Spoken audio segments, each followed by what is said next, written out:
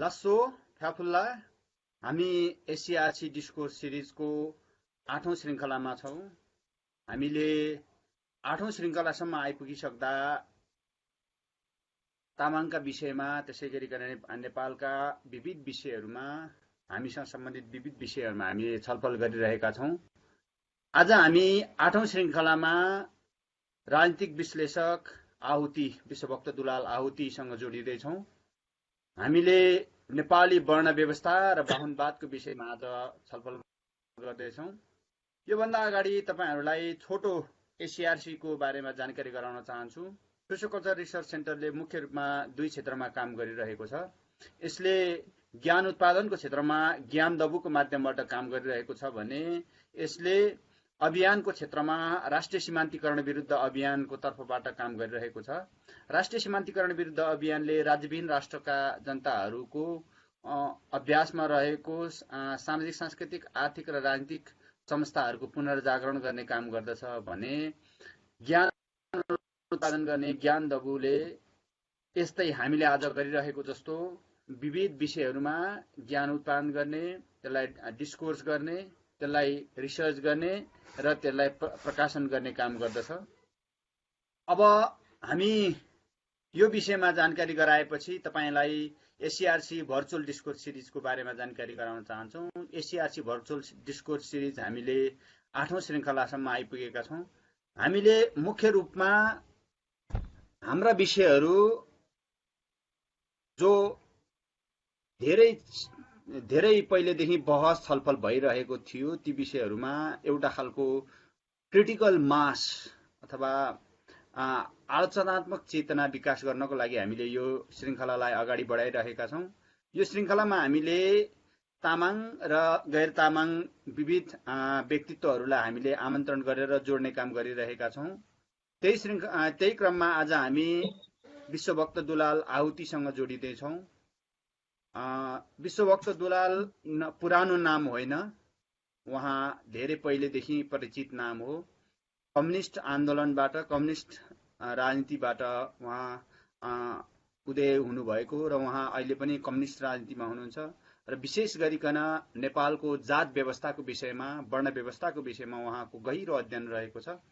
त्यो हाम्रो लागि, समग्र नेपालीहरूको लागि गर्वको विषय हो कि उहाँको त्यो अध्ययनले राजनीतिक रूपमा तथा सामाजिक लगायत विविध क्षेत्रमा उहाँको त्यो योगदानले सबैलाई धेरै जात र वर्ण व्यवस्थाको विषयमा हेर्ने एउटा फरक दृष्टिकोण निर्माण गर्न सफल हुनुभएको छ र त्यसमा उहाँको ठूलो योगदान रहेको छ। म आजको यो कार्यक्रममा चोहोको रूपमा रहिदिनु हुनको लागि डाक्टर सुरेश तामाङज्यूलाई अनुरोध गर्दछु र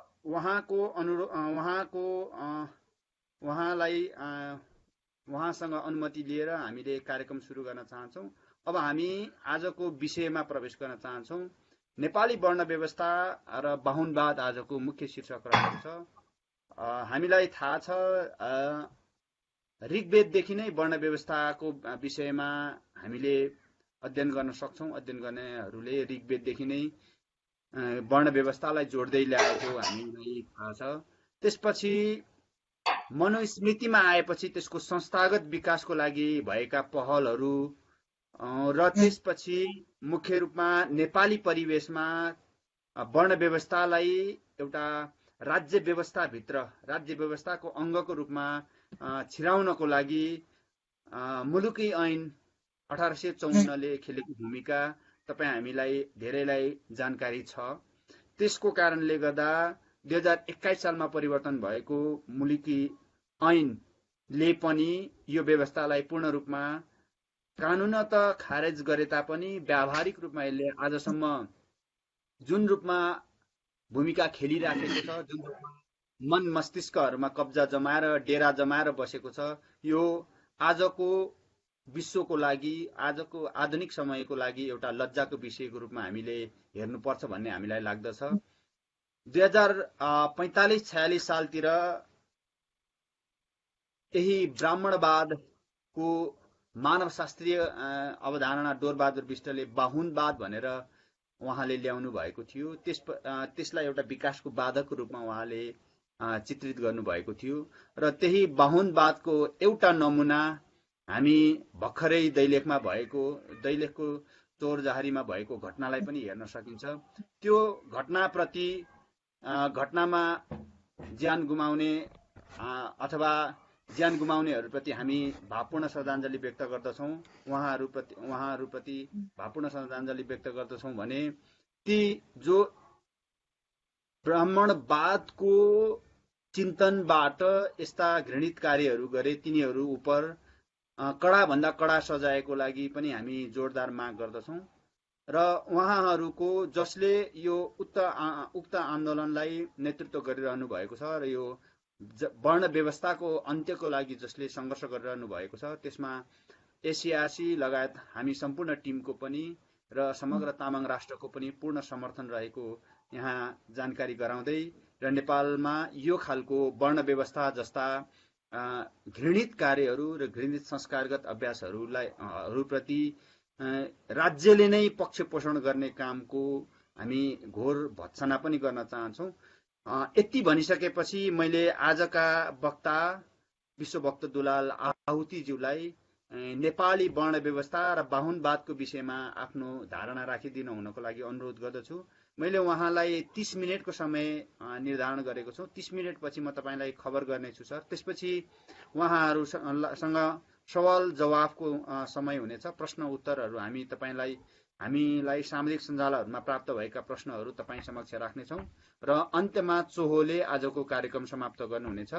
मैले यति जानकारी गराइसकेपछि म विश्वभक्त दुलाल आहुति सरलाई आफ्नो प्रस्तुति अगाडि बढाइदिनु हुनको लागि हार्दिक अनुरोध गर्दछु। हजुर, धन्यवाद। यो शीर्षक सुनिँदैछ होइन आवाज? सुनिरहेछौँ सर। हजुर, हुन्छ।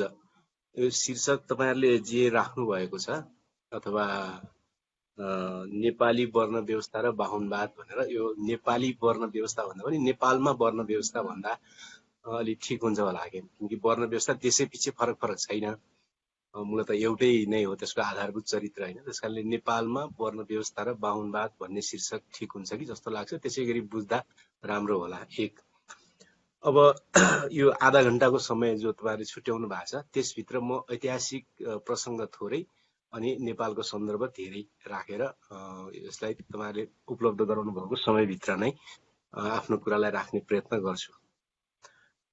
अब संसारभरि दासयुगको अन्त्यको प्रक्रिया र सामन्तवादी समाजको उदयको प्रक्रिया सँगसँगै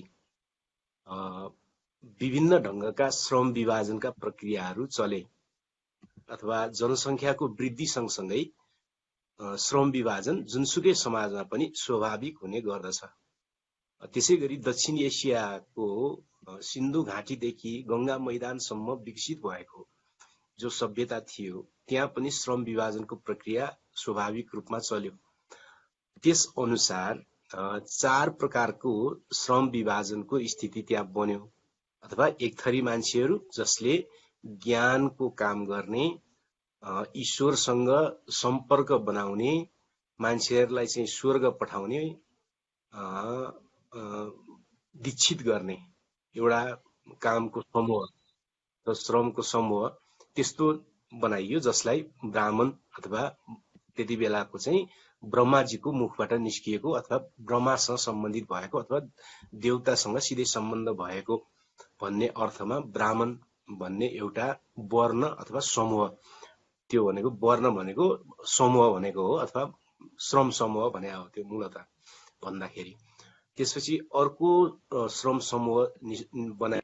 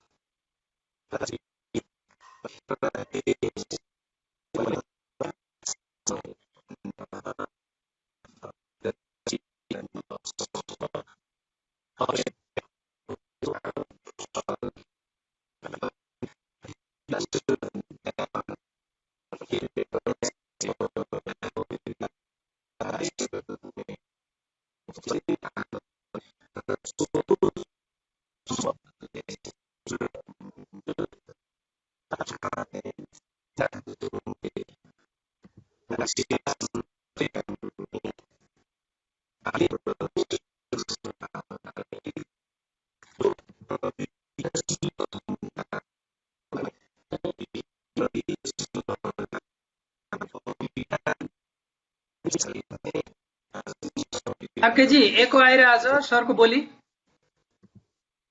हजुर सर। हेलो, हजुर सर। ठिक छ कि छैन? हजुर क्लियर छ। हजुर सर, अहिले सुनियो सर। हजुर सुन्या छैन? ठिकै हजुर सर। हजुर बोलौँ? हजुर सर। हजुर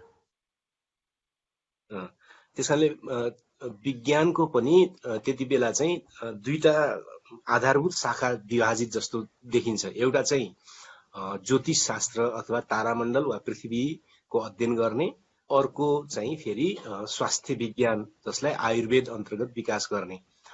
अर्को शाखा भनेको चाहिँ भौतिक विज्ञान अथवा भौतिक विज्ञानमा पनि त्यति बेला धातु सम्बन्धी कामहरू गर्ने इत्यादि, त्यो विज्ञानको अर्को शाखा थियो। भनिसकेपछि शूद्रहरूको काम भने चाहिँ विज्ञान प्रविधिको भौतिक शाखा, हैन? भौतिक भनेको फलाम तामा इत्यादि इत्यादिको भौतिक शाखामा काम गर्ने, विज्ञान प्रविधिको काम गर्ने, सेवाजनक काम गर्ने र अनि आम श्रम चाहिँ कृषिमा काम गर्ने। यो तीनटा चाहिँ उनीहरूको काम थियो। यसरी श्रम विभाजन दक्षिण एसियाको गंगा मैदानमा हुन पुग्यो। अब श्रम विभाजन चाहिँ संसारभरि नै हुने भएको हुनाले यहाँको पनि श्रम विभाजनलाई त्यति अन्यथा लिनुपर्ने स्थिति चाहिँ होइन। तर अन्तको श्रम विभाजन भन्दा यहाँको श्रम विभाजनमा एउटा आधारभूत कुरा फरक गरियो। त्यो के फरक गरियो त भने वंशानुगत रूपमा अनुलङ्घनीय श्रम विभाजन बनाइयो।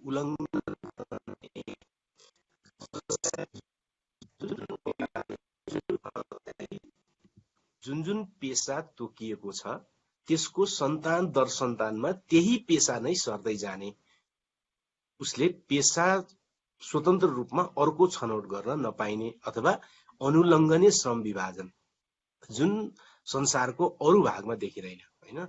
रुसको सामन्तवादमा, चाइनाको सामन्तवादमा, युरोपको सामन्तवादमा त्यहाँ श्रम विभाजन चाहिँ अनुलङ्घनीय देखिँदैन। अथवा नेपाल भित्रकै विभिन्न जनजाति समूहहरूमा पनि श्रम विभाजन चाहिँ अनुलङ्घनीय छैन, हैन? त्यो उल्लङ्घन गर्न सकिन्छ, जहाँ पनि जान सकिने स्थिति, जुनसुकै श्रममा पनि जान सक्ने स्थिति थियो। तर त्यहाँ विकसित भएको श्रम विभाजन चाहिँ अनुलङ्घनीय बन्न पुग्यो। अब यो कहिलेबाट सुरु भयो भन्यो भनेदेखि चाहिँ अब हिन्दू धर्मशास्त्र वा यो जात व्यवस्था सम्बन्धी, वर्ण व्यवस्था सम्बन्धी शास्त्रहरू अध्ययन गर्दै जाँदा चाहिँ ऋग्वेद कालमा नै यो सुरुवात भयो भनेर बुझिन्छ। किनकि ऋग्वेदको 10औं मण्डलमा आइसकेपछि नै कोही चाहिँ ब्राह्मण चाहिँ मुखबाट जन्मियो, कोही छातीबाट जन्मियो, हैन? कोही घुँडाबाट जन्मियो, कोही चाहिँ शूद्र चाहिँ पैतालाबाट जन्मियो भन्ने अवधारणा चाहिँ त्यहाँ छ। त्यो छ भन्नुको मतलब त्यो प्रचलन त्यहाँ सुरु भइसकेको थियो। त्यसलाई वैधानिकता दिनका निम्ति साहित्यमा लेख्ने कुरा भयो, हैन? त्यसकारणले साहित्यमा लेखेर सुरु गरे भन्दा पनि त्यो सुरु भइसकेको थियो र त्यसलाई वैधानिकता दिनका निम्ति र त्यसलाई चाहिँ एउटा आदर्शीकरण गर्नका निम्ति वा त्यसलाई एउटा देवत्वकरण, त्यो अवधारणालाई देवत्वकरण गर्नका निम्ति त्यो चाहिँ त्यसमा लेखिएको देखिन्छ र त्यो लेखिएको काल चाहिँ 3500 वर्षको आसपास हो भनेर मानिन्छ। भनेपछि 3500 वर्ष अगाडिबाट नै वर्ण व्यवस्था चाहिँ सुरु भएको थियो भन्न सकिन्छ। तर त्यसभित्र छुवाछुत भेदभाव जस्तो चिज चाहिँ भेटिएको छैन। त्यहाँ त्यति बेला छुवाछुत भेदभाव जस्तो कुरा अथवा तीव्र खालका पछि देखा परेका जातीय उत्पीडनका कुरा त्यहाँ देखिँदैन। तर पछि कहिले देखिन्छ त भन्यो भने गौतम बुद्ध कालमा आइपुग्दाखेरि चाहिँ छुवाछुत भेदभाव त्यहाँ गंगा मैदानमा सुरु भएर अहिलेको कपिलवस्तुको वरपरसम्म आइसकेको देखिन्छ अथवा नेपालको अहिलेको तराईको भागसम्म त्यो आइसकेको देखिन्छ।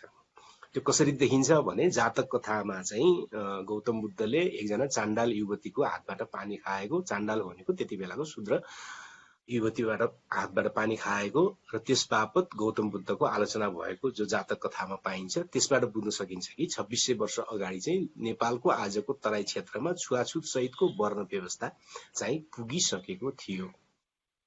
अब यो खालको श्रम विभाजनले के भयो त भन्दाखेरि माथि पर्ने ब्राह्मण र क्षेत्री वर्णमा पर्ने, वर्ण भनेको त्यति बेला वर्ग नै हो, क्लासै हो, त्यो त्यसको नाम वर्ण भने पनि त्यो क्लास नै हो।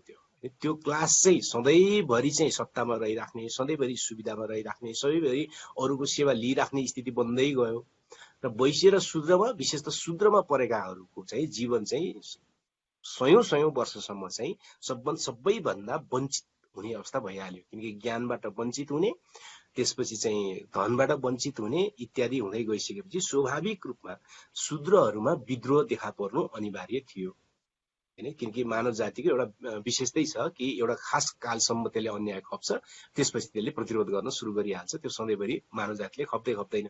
त्यसकारणले शूद्रहरूमा त्यो विद्रोह देखा पर्न थाल्यो। त्यो विद्रोहको रूपमा दुईटै कुरा देखा पर्न थाल्यो भनौँ न। एउटा चाहिँ त्यति बेलाका ब्राह्मणहरूले, क्षेत्रीहरूले जो तपस्या गरेर वर सृजना गर्ने, तपस्या गरेर चाहिँ आफ्नो भविष्य सुधार्ने भन्ने जुन एउटा अवधारणा थियो, कोही तपस्या गरेर पनि विद्रोह गर्न थाले। जस्तै सम्बुक जस्ता शूद्रहरूले तपस्या गरेर चाहिँ विद्रोह गर्न थाले, जो उनलाई गर्न मिल्दैन थियो, हैन, गर्न मिल्दैन थियो।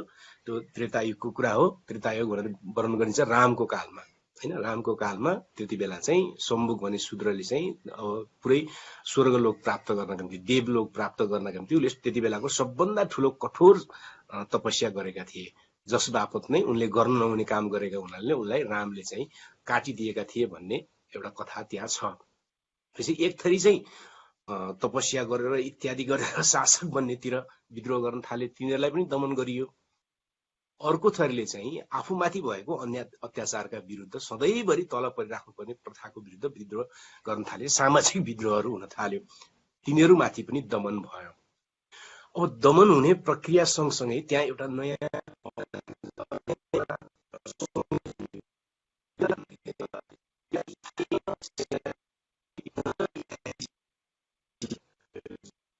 तपाईको आवाज अलि क्लियर आएन सर। फेरि पनि तपाईको टुक्रिएर आवाज आइरहेको छ सर। हजुर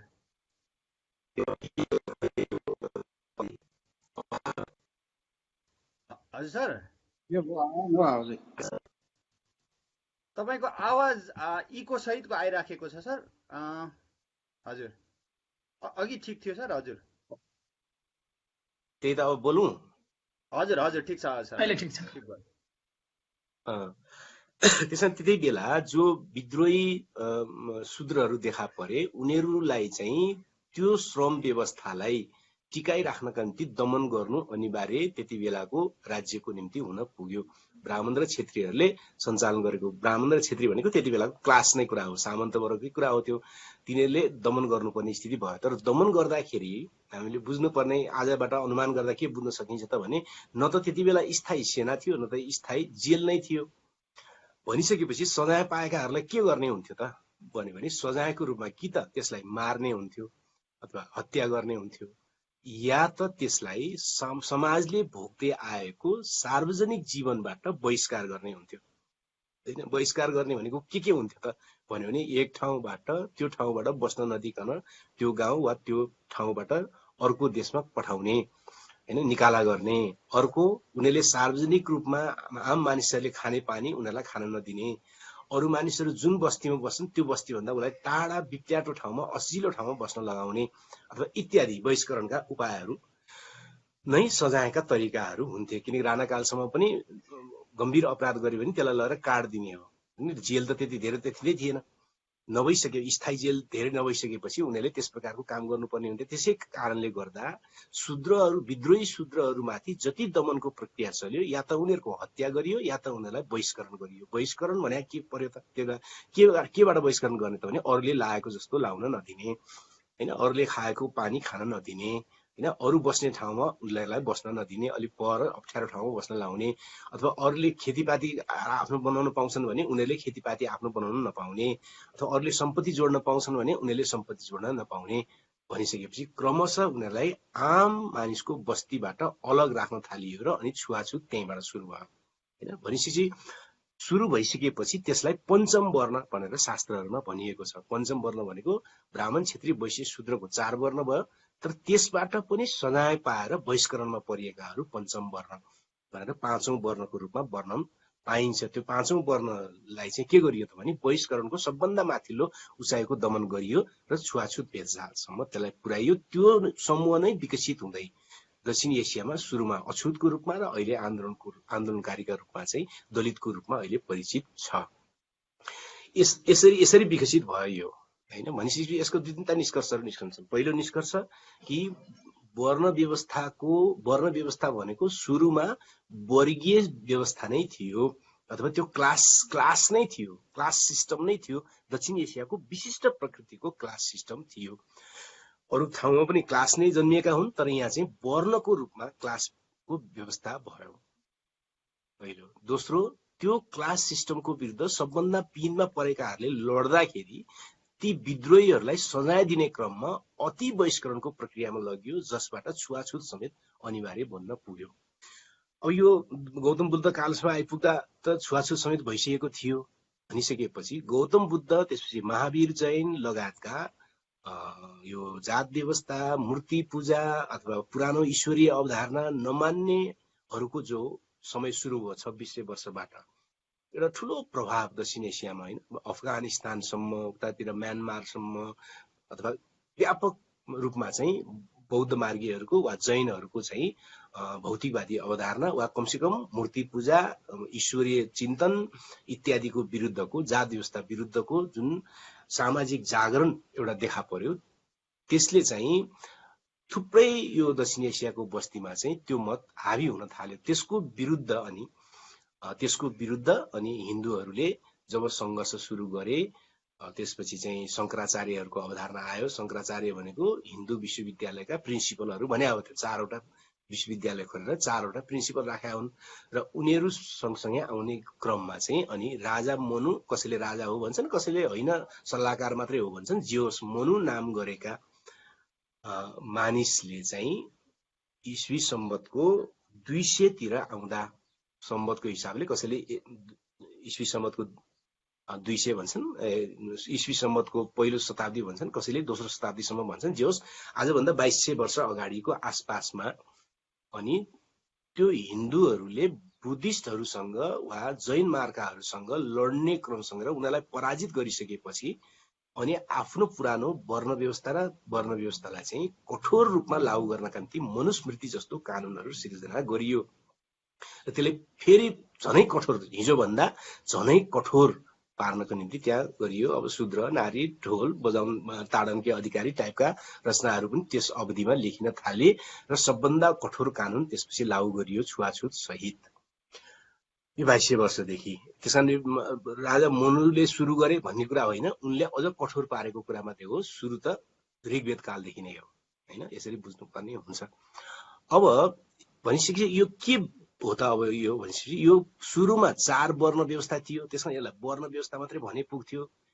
पछि चाहिँ यो हरेक वर्णभित्र चाहिँ फरक फरक श्रम समूहहरू पनि जन्मिँदै गयो, होइन। सबभन्दा थोरै कामको मात्रै जिम्मा लिएको ब्राह्मणभित्र चाहिँ फरक फरक जात जन्मिएन, जैसीसम्म मात्रै जन्मियो, किनकि उसको कामै थोरै हो, होइन। ब्राह्मणको काम नै थोरै काम गर्ने हो, श्रम क्षेत्र नै थोरै, निश्चित ज्ञान लिने, दीक्षित गर्ने, स्वर्ग कट्या गराउने।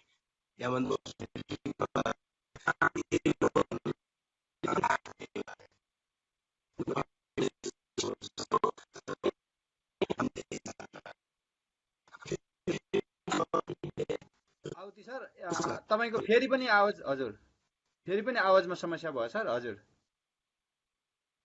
भयो त मैले गर्दा भएन नि त, के गर्नु। हजुर हजुर हजुर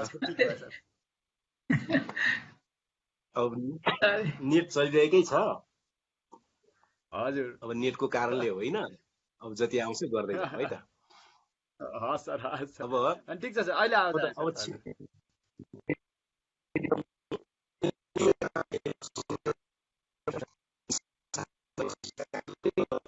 एकछिन सर, फेरि हजुरको फेरि समस्या आयो सर, फेरि गडबड भयो। हजुर अहिले अलिकति गडबड छ सर तपाईँको। हजुर यहाँबाट गर्नुपर्ने कुरा यति हो, गरिरहेको छ। अब अहिले सुन्नु सर, अहिले राम्रो सुन्नुहोस्। हजुर ल, हजुर अहिले सुनिरहेको भन्दै थिएँ कि क्षेत्रीभित्र पनि धेरैवटा श्रम क्षेत्र नभएको हुनाले क्षेत्रीभित्र पनि जातहरू धेरै भएन। तर त्यो भन्दा तल आइसकेपछि चाहिँ वैश्य जसै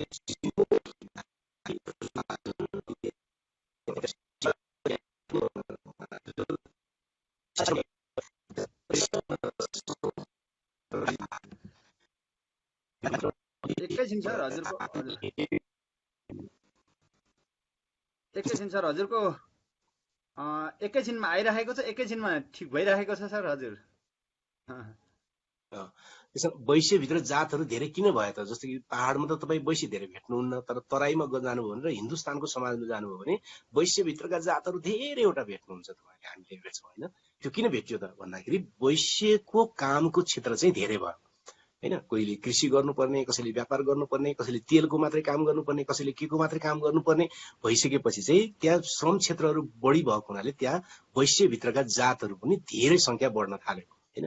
त्यसै गरी अब शूद्र र अथवा चाहिँ दलित भित्र भन्नुहोस् न, अहिलेको पञ्चम वर्णको दलित भित्र पनि श्रम क्षेत्र धेरैवटा बनाइयो। सुरुमा थोरै भए पनि श्रम क्षेत्र बढ्यो। कसैले फलामको मात्रै काम गर्नुपर्ने भयो, कसैले कपडाको मात्रै, कसैले सङ्गीतको मात्रै हैन, कसैले चाहिँ खेतीपाती मात्रै, कसैले सफाईको पेसा मात्रै इत्यादि गर्नुपर्ने भएको हुनाले श्रम क्षेत्र व्यापक बढ्दै गएको हुनाले अनि दलित भित्र पनि विभिन्न जातहरू चाहिँ देखा परे। यसरी सुरुमा 4 वर्ण व्यवस्था विकसित भए पनि अहिलेसम्म आइपुग्दाखेरि चाहिँ यो वर्ण व्यवस्था मात्रै भएन, बरु यो जात व्यवस्था हुनु पुग्यो। किनकि वर्ण व्यवस्था भने त 4 वर्णको व्यवस्था हो त्यो त, तर अहिले त 4 वर्ण मात्रै छ त यहाँ भन्यो भने छैन हैन। ब्राह्मण एउटा वर्ण जातको रूपमा छ, क्षेत्रीले पनि म क्षेत्री वर्णको भन्दैन, अब म क्षेत्री जातको भन्छ हैन। ब्राह्मणले पनि अब म ब्राह्मण वर्णको भन्दैन, म ब्राह्मण जातको भन्छ उसले। पछि अब वैश्य अन्तर्गत पनि थुप्रै जातहरू भए। अब भनिसकेपछि त त्यो वर्ण व्यवस्था मात्रै कहाँ भयो त, त्यो अब 4 वर्ण व्यवस्था मात्रै भएन, बरु त्यो विकसित भएर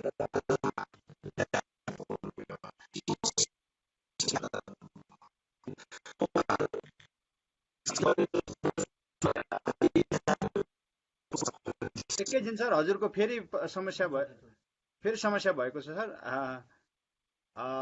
एकैछिन सर। हजुर हजुर हजुर फेरि आयो।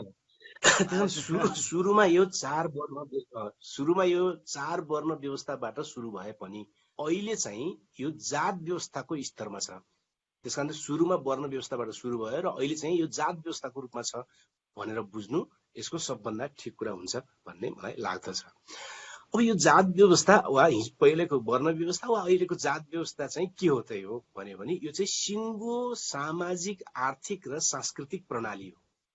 यो कुनै फुट्टा एउटा सांस्कृतिक घटना मात्रै होइन, सांस्कृतिक पक्ष मात्रै होइन, बरु यो सिङ्गो समाजको आर्थिक, राजनीतिक र सांस्कृतिक व्यवस्था हो यो हैन। यसको अर्थव्यवस्था छुट्टै छ, यसको चाहिँ सांस्कृतिक चिन्तन छुट्टै छ र यसको चाहिँ राजनीतिक प्रणाली छुट्टै छ हैन। यसको राजनीतिक प्रणाली के हो त भन्यो भने कथित हिजोको हिन्दू उच्च जातमा रहेकाहरूबाट मात्रै शासन र प्रशासनमा अधिकतर मान्छे स्वतः आउने प्रणाली छ यसको राजनीतिक प्रणाली हैन। राजा भए पनि त्यहीँबाट आउने, मन्त्री भए नि त्यहीँबाट आउने, मुखिया भए नि त्यहीँबाट आउने हैन। सबै प्रणाली सबै कहाँबाट आउने त राजकीय प्रणालीहरूमा र शासकीय प्रणालीहरूमा र प्रशासनका क्षेत्रहरूमा चाहिँ हिन्दू उच्च जातबाट मात्रै नेतृत्वहरू आउने, यस्तो यसको राजनीतिक प्रणाली हो हैन। अब आर्थिक प्रणाली चाहिँ यसको के हो त भन्यो भने कथित हिन्दू उच्च जातका मान्छेहरूसँग नै सबभन्दा बढी सम्पत्ति थुप्रिँदै जाने, उनीहरू सम्पत्तिको मालिक बन्दै जाने, उनीहरू त्यसको निम्ति लायक ठानिने हैन। अरू चाहिँ सम्पत्ति राख्नका निम्ति नालायक ठानिने, उनीहरूलाई त्यो प्रणालीले नै छेक्ने। जस्तो कि त्यति बेलाको सम्पत्ति राख्ने प्रणाली भने के हो त भन्यो भनेदेखि चाहिँ वीरता प्रणाली हो हैन। राजा महाराजाहरूले चाहिँ खुसीले चाहिँ दिने वीरता प्रणाली हो।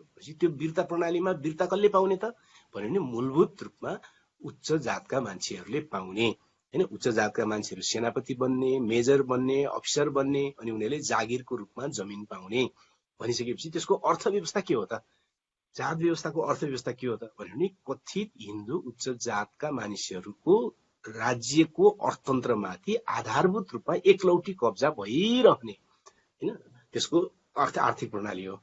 अब त्यसको सांस्कृतिक प्रणाली चाहिँ के हो त भन्यो भने चाहिँ प्रत्येक मान्छेसँग सानो या ठुलो हुने, बराबर कोही पनि नहुने हैन। जात व्यवस्था अनुसार चाहिँ कोही पनि मान्छे बराबर हुँदैन हैन। एउटै घरभित्र पनि प्रत्येक मान्छे प्रत्येकसँग या त सानो हुन्छ या त ठुलो हुन्छ हैन। दुईटा मान्छे चौतारामा भेट भयो भने तिनीहरू बराबर हुँदैनन् हैन। उनीहरू या त सानो हुन्छन् या त ठुलो हुन्छ, बराबर हुँदैन कोही पनि। मतलब उपाध्याय ब्राह्मणहरूकै दुईजना जम्मा भएछन् भने त्यहाँ एउटा सानो हुन्छ एउटा ठुलो हुन्छ हैन। वर्षको कारणले सानो मानिन्छ वा योग्यताको कारणले सानो मानिन्छ वा चाहिँ इत्यादि इत्यादि इत्यादि भनिसकेपछि चाहिँ जात व्यवस्थाको मूल सांस्कृतिक चिन्तनको सांस्कृतिक मुख्य त्यसको सार के हो त भन्यो भने चाहिँ त्यो चाहिँ हरेक मान्छेबाट सानो या ठुलो हुन्छ, बराबरी हुँदैन, समतापूर्ण हुँदैन। र त्यस भनिसकेपछि त त्यसले अब हर चिज त्यसरी नै सोच्ने भयो त्यसले, अब होइन सोच्ने तर प्रणाली सुन्दरता पनि त्यसले त्यसरी नै बुझ्ने भयो। जति माथिल्लो जातको मान्छे हुन्छ त्यति मान्छे सुन्दर हुन्छ भनेर बुझ्ने भयो त्यसले, अब होइन जति जात तलको हुन्छ त्यो मान्छे त्यति कुरूप हुन्छ भनेर बुझ्ने भयो होइन। बोल्न जान्ने बोल्न नजान्ने भाषा पनि होइन राम्रोसँग बोल्या कसले मान्ने भयो त भने जसले चाहिँ सबभन्दा माथि परेको मान्छेले जसरी बोल्छ त्यो राम्रो बोल्या होइन, तल परेको मान्छेले बोलेको यसले बोल्न जान्दैन भन्ने भयो होइन। इज्जत सम्मान भने पनि जति माथिल्लो जात त्यति इज्जतिलो, जति तल्लो जात चाहिँ इज्जत नभएकाहरू भन्ने कुरा हो। अब भनिसकेपछि यसरी संस्कृति यसको पनि जातमा आधारित हो, तहगत संरचनामा आधारित हो। यसरी जात व्यवस्था वा वर्ण व्यवस्थालाई बुझ्दाखेरि चाहिँ सिङ्गो समाजको अर्थ राजनीतिक र सांस्कृतिक प्रणाली हो। यो फुट्टा एउटा घटना होइन, फुट्टा एउटा सांस्कृतिक कुरा मात्रै होइन। अहिलेसम्म पनि नेपालमा शिक्षित भनिएका धेरै मानिसहरूमा समेत के बुझाइ छ त भने छुवाछुत भेदभावको समस्या हो भनेर बुझाइ छ, जुन कुरा गलत कुरा हो। छुवाछुत भेदभाव त त्यसको समस्या हुँदै हो, तर त्यसको उत्पादन गर्ने कुरा चाहिँ जात व्यवस्था हो। जात व्यवस्था भनेको सिङ्गो सिस्टम हो, त्यो सिङ्गो प्रणाली हो, त्यो एक चिज मात्रै होइन होइन। यति भनिसकेपछि मलाई समयलाई ख्याल गर्दै म अब नेपालतिर अगाडि बढ्छु। नेपालमा चाहिँ यो कसरी आइपुग्यो त भन्ने कुरा पनि महत्त्वपूर्ण छ। धेरै मान्छेले पढाउँदाखेरि नेपालमा चाहिँ जयस्थिति मल्लले सुरु गरे भनेर पढाउने चलन छ र बुझ्ने चलन छ, भाषण गर्ने चलन छ। ठुला नेताले पनि त्यसरी भाषण गर्छन्, तर त्यो कुरा असाध्य सानो अंश मात्रै हो। किनकि जयस्थिति मल्लको शासन कहाँसम्म थियो त भनेर हेऱ्यो भने जयस्थिति मल्लको शासन त मकवानपुर गढी पनि काटेर गएको थिएन होइन। जयस्थिति मल्लको शासन त त्रिशुली काटेर पनि धेरै एक दुईचोटि मात्रै अलिकति परसम्म हो, नत्र भने त्रिशुलीसम्म हो अथवा चाहिँ तामाकोसीसम्म हो बढीमा। भनिसकेपछि आजको नेपाल भनेको चाहिँ यति मात्रै थियो त, त्यो त होइन। त्यसकारणले जयस्थिति मल्लको मात्रै कुरा होइन। त्यसकारण मैले संश्लेषण गर्दाखेरि यसरी गरेको छु कि नेपालमा 3वटा दिशाबाट 3वटा समयमा नेपालमा जात व्यवस्था प्रवेश गर्यो। पहिलो ईस्वी सम्वतको 171 देखि 200 को बीचमा भारतको वैशालीबाट आएका हिन्दू लिच्छवीहरूले यहाँको किराँत शासनमाथि आक्रमण गरे र यहाँ उनीहरू विजयी भए। त्यसपछि नै उनीहरू त्यहाँबाट हिन्दू वर्ण व्यवस्था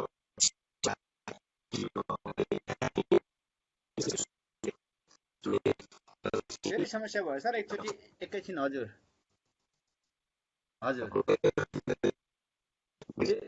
फेरि समस्या भइरहेको छ सर।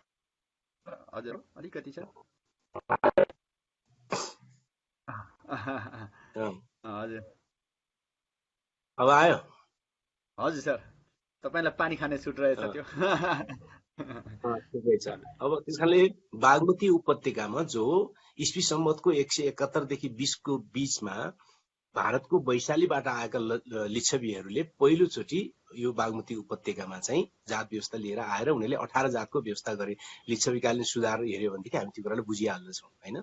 त्यसपछि ईस्वी सम्वतको 600 सम्म पुग्दा त उनीहरूले छुवाछुत नै सुरु गरिसकेको थियो भन्ने कुरा टिस्टुङ अभिलेख जस्ता चिजहरूले पनि प्रमाणित गर्दछ। यसो बागमती उपत्यकामा कहिले आइपुग्यो भन्यो भने ईस्वी सम्वतको 171 देखि 200 को बीचमा वर्ण व्यवस्था आइपुग्यो भारतबाट। एउटा खण्ड यो हो। नेपालको तराई क्षेत्रमा कसरी आइपुग्यो भन्दाखेरि गंगा मैदानबाट राम्रो जमिन बसोबासको खोजीमा त्यहाँका विभिन्न जातहरू जातिहरू जो वर्ण व्यवस्थामा आधारित थिए उनीहरू उत्तरतिर सर्दै सर्दै सर्दै सर्दै हालको नेपालको तराईसम्म बसाइ सर्ने क्रम सँगसँगै नै उनीहरूले सँगै जात व्यवस्था लिएर आए।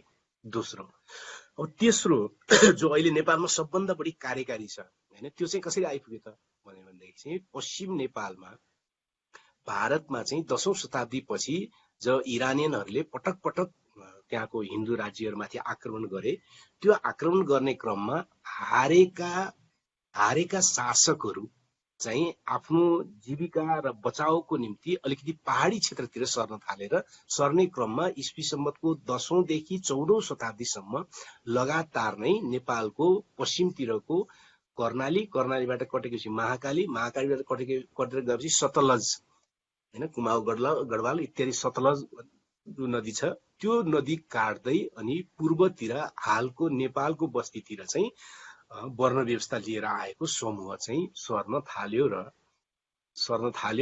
त्यो सर्ने क्रमसँगै 14औं शताब्दी वा 15औं शताब्दीसम्म पुग्दा पश्चिम नेपालमा दुईवटा मूलभूत सभ्यताका केन्द्र थिए, एउटा जुम्ला अर्को डोटीलाई केन्द्रबिन्दु बनाएर दार्चुलादेखि सतलजसम्मको, त्यसपछि जुम्लालाई केन्द्रबिन्दु बनाएर चाहिँ कर्णालीको। यो दुईटा सभ्यता थिए, त्यो मूलत खसहरूको सभ्यता थियो, खस मतवाली खसहरूको हैन। खस भनेपछि मतवाली खसहरू चाहिँ उनीहरू हिन्दू थिएनन्, उनीहरू ककेससबाट आएका आर्यहरूको एउटा शाखा थियो जो ईस्वी सम्वतको 200 सम्ममा त्यहाँ आइसकेको थियो। 5औं शताब्दीमा त खसहरूको साम्राज्य नै सिर्जना भइसकेको थियो।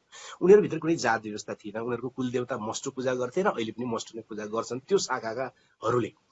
भनिसकेपछि त्यो खसहरूसँग मिलेर हैन, डोटी सभ्यताका र जुम्ला सभ्यताका ती खसहरूसँग मिलेर 10औं शताब्दीदेखि 14औं शताब्दीसम्म भारतबाट पहाडी भेगमा पूर्वतिर सर्दै आएका हिन्दू वर्ण व्यवस्था लिएर आएका वैदिक आर्यहरूले, वैदिक आर्यको दुईटा शाखा छ नेपालमा, एउटा ककेसियन आर्य जो हिन्दू थिएन, वेद रचना गरेर आएको होइन, अर्को गंगा मैदानबाट आएको आर्य जोसँग चाहिँ वेद रचना गरेर जात व्यवस्था निर्माण गरेर आएको थियो। त्यो वैदिक आर्यहरूले त्यो खसहरूसँग मिलेर चाहिँ जात व्यवस्थाको फेरि संरचना पश्चिम नेपालमा गरेको देखिन्छ। अहिले पहाडको जो जात व्यवस्था छ, जो सार्की दमाई कामी बाहुन क्षेत्री भने ब्राह्मण रहेन, त्यो अब बाहुन भयो। त्यो अब हुन त ब्राह्मणकै अवधारणा हो, तर त्यो बाहुन हुनु पुग्यो त्यहाँको भाषाको कारणले हैन, भाषाको कारणले। क्षेत्रीय चाहिँ क्षेत्री हुनु पुग्यो त्यो भाषाको कारणले।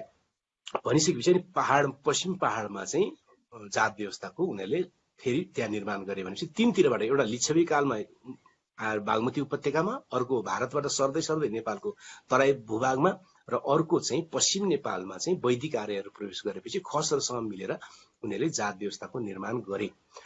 यो तीनतिरबाट नेपालमा जात व्यवस्था आइपुग्यो। त्यसकारणले गर्दाखेरि यो तीनैतिरबाट निर्माण गरेको जात व्यवस्थामा केही न केही कतिपय कुरा चाहिँ एक अर्कासँग नमिल्ने पनि छन् हैन। जस्तो कि तराईमा रहेको हैन, मधेसी समाजमा रहेको जात व्यवस्थामा जात व्यवस्थाका जातका नामहरू र पहाडका जातका नामहरू मिल्दैनन् हैन, उनीहरू फरक छन्, किनकि फरक फरक पृष्ठभूमिबाट आए तर आधारभूत कुरा चाहिँ एउटै थियो।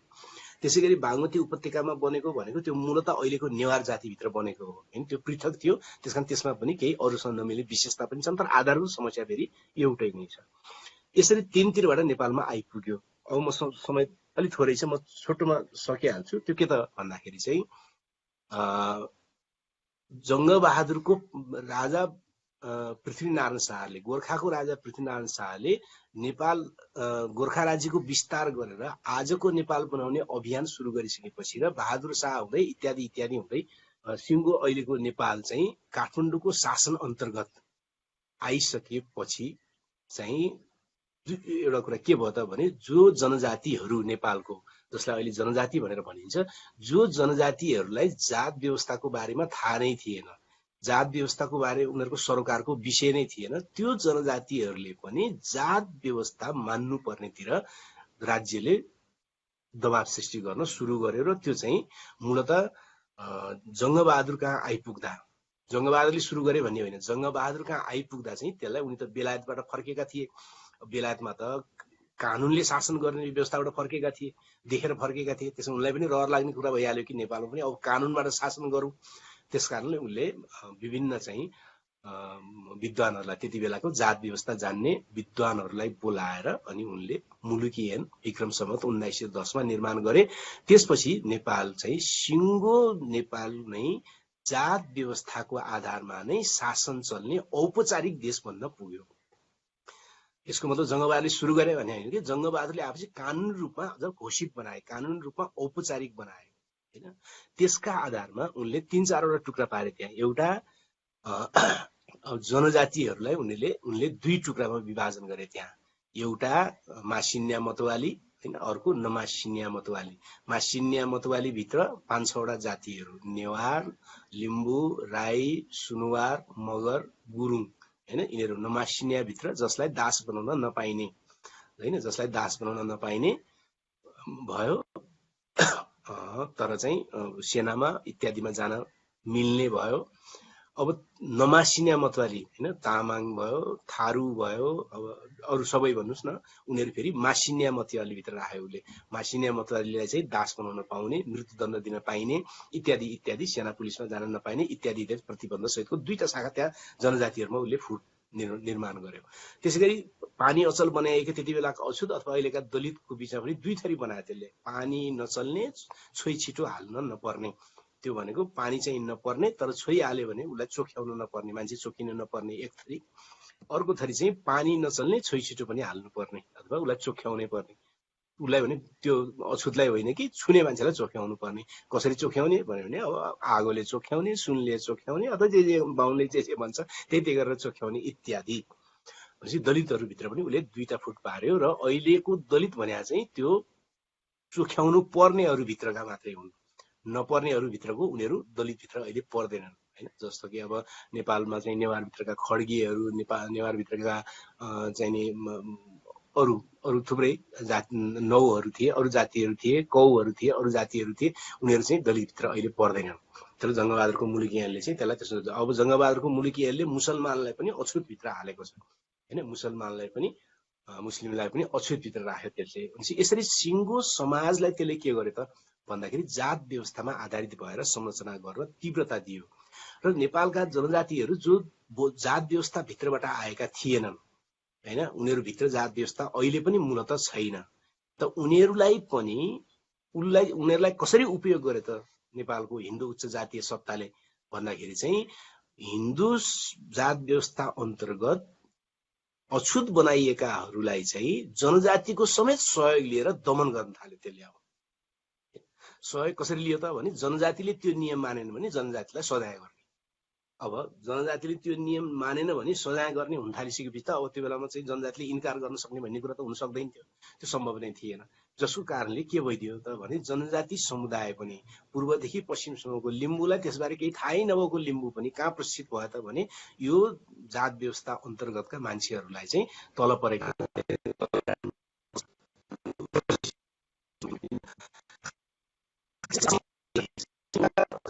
समस्या आयो सर तपाईँकोमा? तपाईँकोमा समस्या आयो फेरि सर? हजुर के समस्या आयो? आवाजको समस्या आयो? हजुर सर, अब भयो सर। अब ल हजुर सर। अब नेपालको जनजाति आन्दोलनमा वा जनजाति अभियन्ताहरूमा पनि एउटा एक प्रकारको भ्रम जस्तो वा अस्पष्टता जस्तो बाँकी छ। त्यो के छ त भने यो जात व्यवस्थाको कुरा त हामीभित्रको कुरा होइन, हाम्रो उत्पत्तिको कुरा पनि होइन, यो त हिन्दूहरू बीचको कुरा हो भन्ने जुन कुरा छ, एउटा सत्य हो कि जात व्यवस्था वा वर्ण व्यवस्था जनजातिहरू भित्रको उत्पत्ति होइन। त्यसले उनीहरू भित्र नै जातहरू सृजना गर्न पनि सकेन, छुवाछुत सृजना गर्न पनि सकेन, त्यो कुरा सत्य हो। तर के कुरा चाहिँ फेरि सत्य होइन त भने जनजातिहरू चाहिँ नेपालको जात व्यवस्था भित्र नै रहेनन् भन्ने कुरा चाहिँ सत्य होइन। बरु सिङ्गो सत्ताले त तामाङलाई जाति भनेर दमन गरे होइन नि। सत्ताले हेर्दा त तामाङ एउटा जात हो होइन।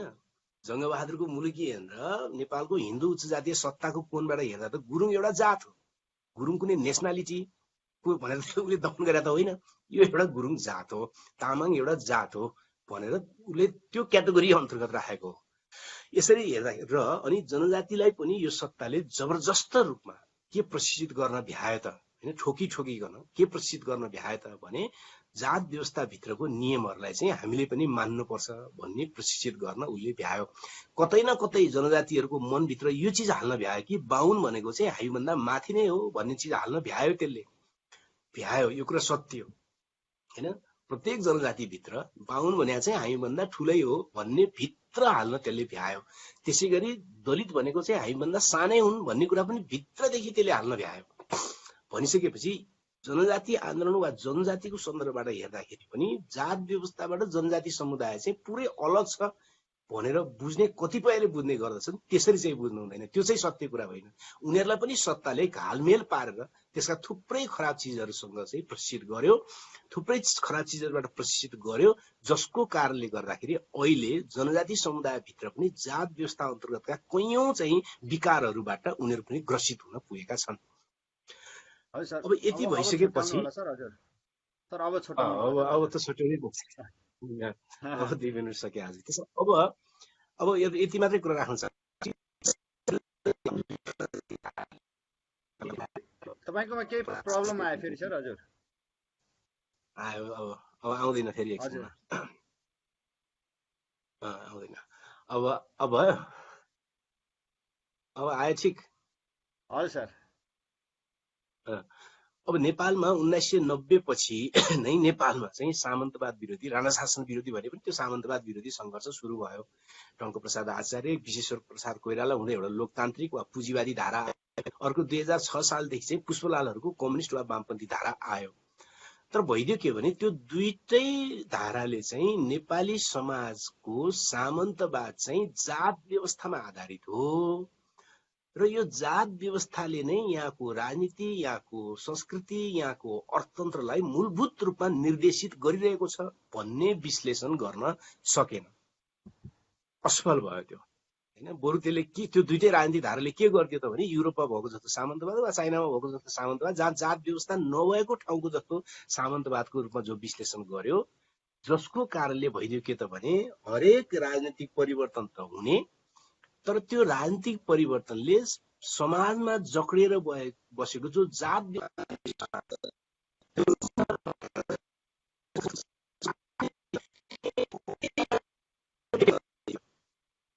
र पार्टीहरू स्वयं पनि जात व्यवस्थामा आधारित देखा पर्न थाले, हैन। उनीहरूको केन्द्रीय समिति हेर्यो भने, उनीहरूका अध्यक्षहरूको प्रणाली हेर्यो भने, उनीहरूको गाउँ कमिटी हेर्यो भने, अनि त्यसै गरी प्रशासनमा पनि, राजनीतिमा पनि, अर्थतन्त्रमा पनि सबैतिर नै मूलभूत रूपमा जात व्यवस्थाले जसलाई राम्रो भन्यो, जसलाई माथि भन्यो, त्यो अर्थतन्त्रमा पनि अगाडि बढ्ने, जसलाई तल भन्यो त्यो अर्थतन्त्रमा पनि पछाडि बढ्ने, दलितहरू पछाडि बस्ने, तामाङ पछाडि बस्ने भने के भयो त भन्दाखेरि त्यो जात व्यवस्थाले उनीहरूलाई सबभन्दा पिनमा राख्यो, हैन। पिनमा राखेको हुनाले अर्थतन्त्रमा पनि उनीहरू पछाडि हुने, शिक्षामा पनि उनीहरू पछाडि हुने, संस्कृतिमा पनि उनीहरू पछाडि हुने र उनीहरूमाथिको अपमान रहिराख्ने स्थिति बन्यो। र त्यसकारणले अहिलेसम्मको पनि मूलभूत रूपमा यसमा केही सुधारहरू, केही सामान्य फेरबदलहरू भए पनि आज पनि नेपाली समाजको मूल चरित्र र यसले निर्माण गरेको राजनीति, अर्थतन्त्र र संस्कृति चाहिँ मूलभूत रूपमा जात व्यवस्थामा आधारित छ। योबाट चाहिँ अलग छैन यो, हैन। त्यसकारणले अब मेरो विचारमा चाहिँ नेपालमा लोकतान्त्रिक प्रक्रियामा जाने, समाजलाई रूपान्तरणको प्रक्रियामा जाने, यसलाई परिवर्तन गर्ने भनेको चाहिँ हुनुपर्ने कुरा के हो त भने नेपालमा रहेको जात व्यवस्थामा आधारित जो चिन्तन प्रक्रिया छ, जो सांस्कृतिक ढाँचा छ, जो राजनीतिक ढाँचा छ, त्यसलाई बदल्नका निम्ति लागि पर्नु यसको मुख्य कुरा हो, हैन। जुन कुरा अहिलेसम्म पनि नेपालको कुनै पनि राजनीतिक आन्दोलन, कुनै पनि राजनीतिक पार्टी, कुनै पनि सत्ता, कुनै पनि सरकारले स्वीकार गरेको छैन। जात व्यवस्थालाई उसले सामान्य छुवाछुत हेर्दाको घटना भन्नेसम्म भनिदिने गरेको छ, तर त्यो मुख्य कुरा होइन। जसरी बलात्कारीलाई सजाय गरेर मात्रै बलात्कारको काण्डको उत्पादन बन्द हुँदैन, किनकि बलात्कार उत्पादन त पितृसत्तावादी समाजको कारणले हुन्छ। पितृसत्तावादी समाजलाई चाहिँ जस्ताको तस्तै राखिराख्ने अनि बलात्कारलाई चाहिँ सजाय गर्ने भनेको फेरि पनि बलात्कार उत्पादन गरिराख्ने भने हो। त्यसै गरी जात व्यवस्थाको कारणले उत्पन्न भएको छुवाछुत, भेदभाव इत्यादिलाई चाहिँ यसो सजाय गरे जस्तो गर्न खोज्ने, तर जात व्यवस्थालाई चाहिँ जस्ताको तस्तै राखिराख्ने जो स्थिति छ, यसले चाहिँ समस्या उत्पन्न गरेको छ र यो चिजलाई हामीले ठिक ढङ्गले बुझ्नु पर्दछ भन्ने लाग्दछ। त मैले दिएको समय मैले 1-2 मिनट बढी लिएर सकेँ। धन्यवाद आउती सरलाई, धेरै राम्रो तरिकाले छोटो समयमा पनि उहाँले विस्तृत रूपमा ऐतिहासिक काल, त्यसको वर्तमानसम्म नै उहाँले जोड्नु भएको छ भने विशेष गरिकन जनजातिको सवालमा भेदभाव र दलित सम्बन्धी अवधारणाहरूको विषयमा पनि उहाँले धेरै राम्रोसँग हामीलाई आफ्नो मन्तव्य राखिसक्नु भएको छ। अब आहुति सरलाई केही प्रश्नहरू आएका छन्, ती प्रश्नहरूबाट म सुरु गर्छु। सर, तपाईलाई अहिले तपाईँको लगभग सार तपाईँले दिनुभएको निष्कर्षको छेउछाउमा निरबहादुर तामाङजीले सोध्नु भएको छ, राजनीतिक पार्टीका विधानमै वर्ण व्यवस्था बारे उल्लेख गरेर नेता कार्यकर्तालाई प्रशिक्षण गर्यो भने बाहुनवादी राज्य सत्ता ध्वंस गर्न मद्दत पुग्छ कि भनेर भन्नुभएको छ। सर,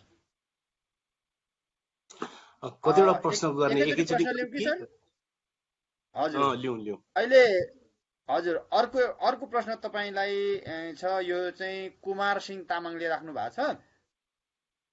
उहाँले चाहिँ बाहुनहरूको वेद नभएर कामीको वेद भएको भन्छ नि त भन्ने, यो तामाङहरूको एउटा मिथोलोजीबाट उहाँले ल्याउनु भएको छ। तामाङहरूको मिथोलोजी अनुसार चाहिँ बाहुनको बेद चाहिँ बाहुनको नभएर कामीको चोरिएको भन्ने एउटा स्टोरी भएको हुनाले त्यहाँबाट उहाँले जोड्नु भएको छ।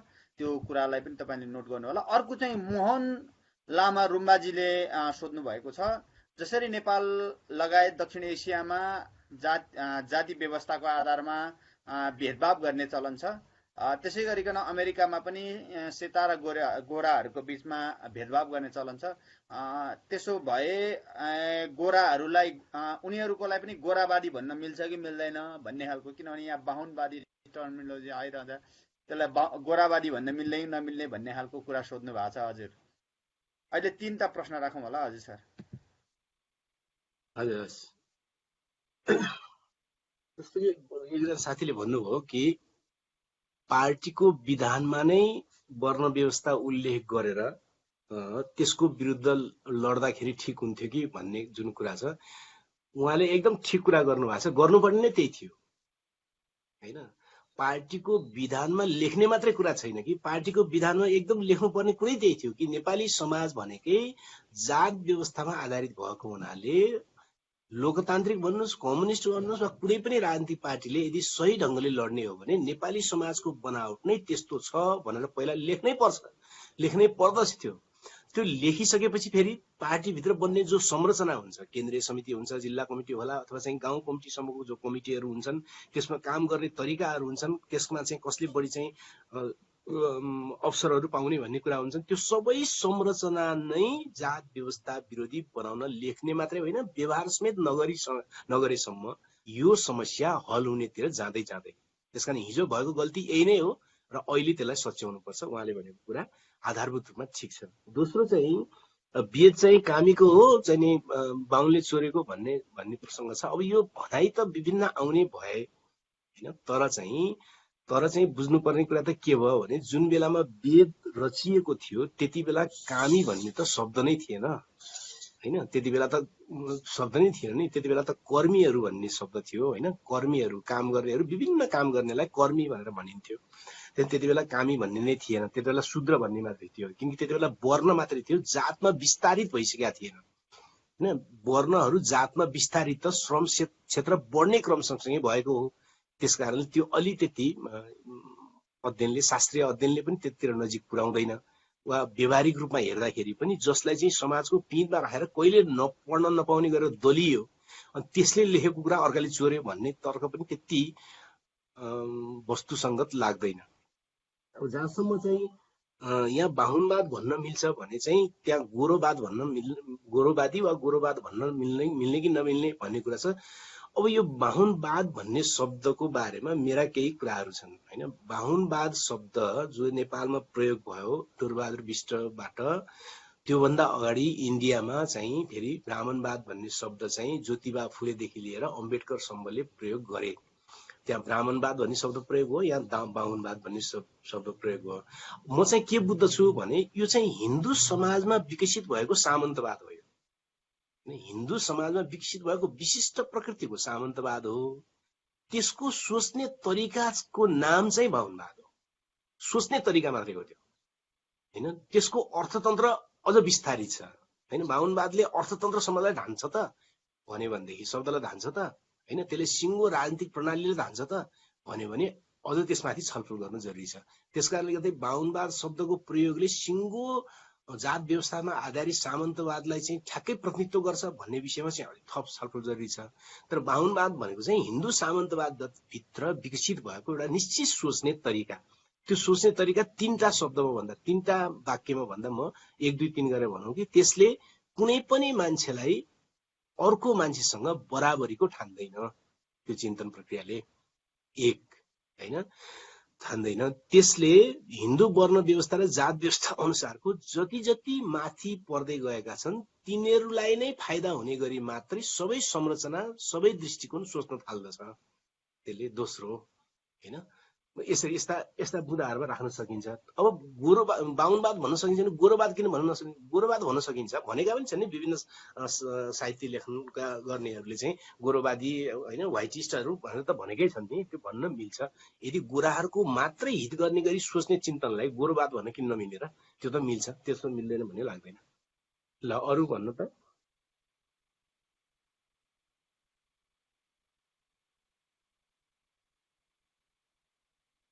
तपाईँको आएन अब चाहिँ, म्युट छ तपाईँको।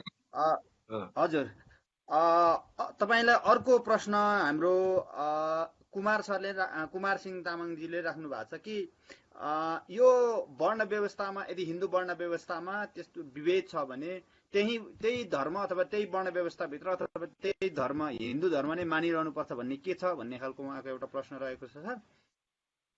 अर्को चाहिँ उदय तामाङजीको प्रश्न रहेको छ। उदय तामाङको चाहिँ प्रश्न, जात व्यवस्था नभएको सामन्तवाद चाइनाको जस्तो व्याख्या काङ्ग्रेस र कम्युनिस्टले 7 सालपछि गरेका भए अब कस्तो हुनुपर्छ त सर?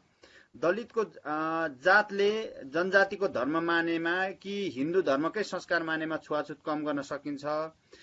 धर्म हिन्दू मान्ने दलितको संस्कारलाई छोडाउनु ठिक छ कि छैन? दलित र जनजाति एक ठाउँमा हुने राजनीतिक दर्शन कस्तो हुनुपर्छ? वर्ण व्यवस्था जातको विरुद्ध लड्ने भनेर सोध्नु भएको छ। यो दुईटा एकै प्रसङ्गमा आउँछ होला सर। हजुर, अर्को लिने के भन्यो? हजुर, अहिलेलाई यति गरौँ सर। हजुर, मलाई लाग्छ उहाँले अम्बेडकरको लाइनको छेउबाट उहाँहरूले प्रश्न सोध्नु भएको छ। हजुर, ठिकै छ, ठिकै छ।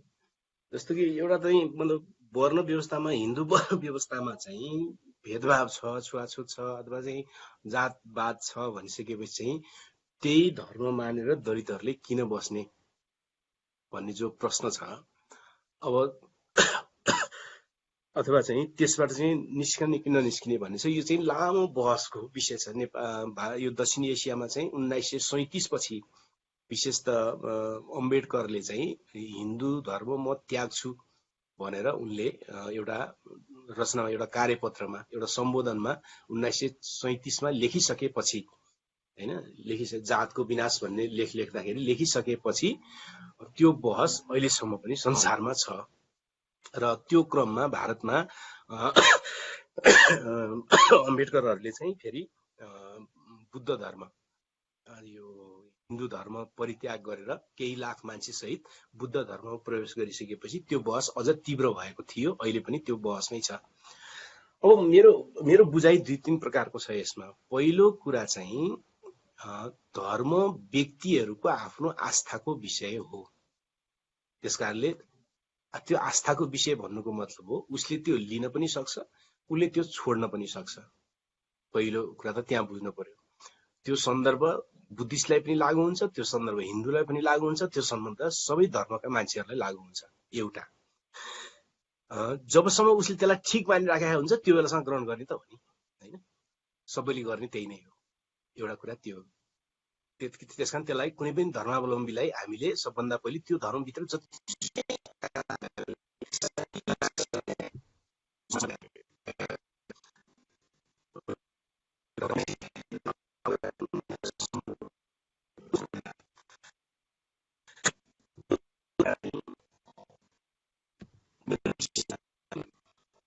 कार्केजी सुनिएको छैन, तपाईको आवाजमा प्रब्लम आयो सर। हजुर, हजुर, हजुर, फेरि पनि प्रब्लम छ। जेनी भएन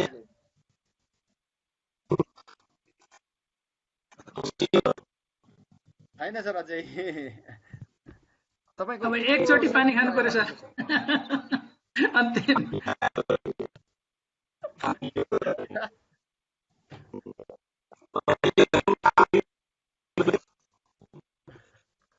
तपाईको हजुर फेरि पनि सुनिएको छैन सर अझै। हजुर, अब के गर्नु त, आयो कि आएन? हजुर, आयो सर, आयो।